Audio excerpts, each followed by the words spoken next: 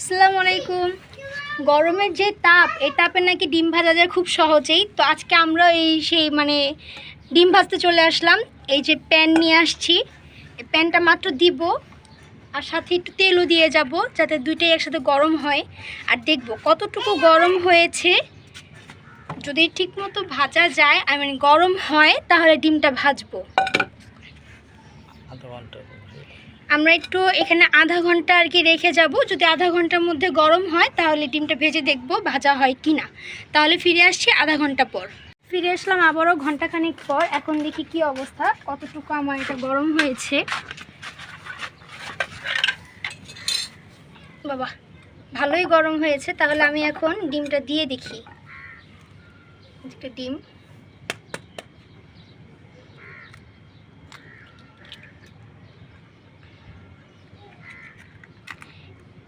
লবণটা কোথায়? আমি এখানে ডিমটার উপর সামান্য একটু লবণ দিয়ে তারপর এটা আর একটু কিছুক্ষণের জন্য রেখে যাব। দেখি রোদে আমার কেমন এই ডিমটা ভাজা হয়। এটা আমি আবার ঘন্টাখানেকের জন্য আর একটু রেখে যাব, যে রোদে কেমন ডিমটা ভাজা হয় তাই দেখব। ঘন্টাখানেক, আধা ঘন্টা, 1 ঘন্টা যা লাগে আর কি, ততক্ষণ এটা থাকবে। তো আবার ফিরে আসছি ঘন্টাখানেক পরে। 1.5 ঘন্টা পর আবারও ফিরে আসলাম। দেখি এটা কেমন হয়েছে। ওয়াও,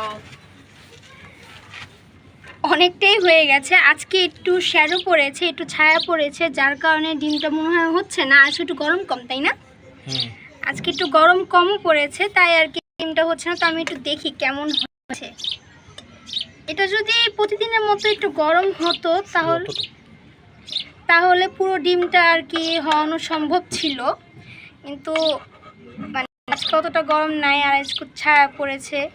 তো যাই হোক, এখন সময় সাপেক্ষ। যদি আমি রেখে দিতাম তাহলে আমার ডিমটা প্রায় ভাজা হয়ে যেত, কিন্তু আমার এখন সেই সময়টা নাই।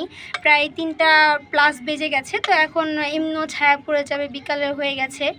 তো এখন আমি এটা বাকিটা আর কি চুলায় দিয়ে ভেজে খেয়ে ফেলবো। এই যে এটা অলরেডি উঠে আসছে, দেখেন ডিমটা। তার মানে এটা হয়ে যেত। তাহলে কি গরমটা পড়েছে ভাবা যায়? একটা ডিম রোদের মধ্যে ভাজা হয়ে যাচ্ছে। তাহলে কি পরিমাণ তাপমাত্রা ভাবা যায়। তো এই আজকে আমি একটা এক্সপেরিমেন্ট করলাম, কি গরম পড়েছে, ডিম ভাজা যায় কিনা সেটা। এখন বাকিটা আমি চুলায় দিয়ে এটা ভেজে খেয়ে ফেলবো। তো এই ছিল আমার আজকের ভিডিওটি ভালো লাগলে সবাই লাইক, কমেন্ট এবং শেয়ার করবেন। দেখা হবে আরেকটি নতুন ভিডিওতে।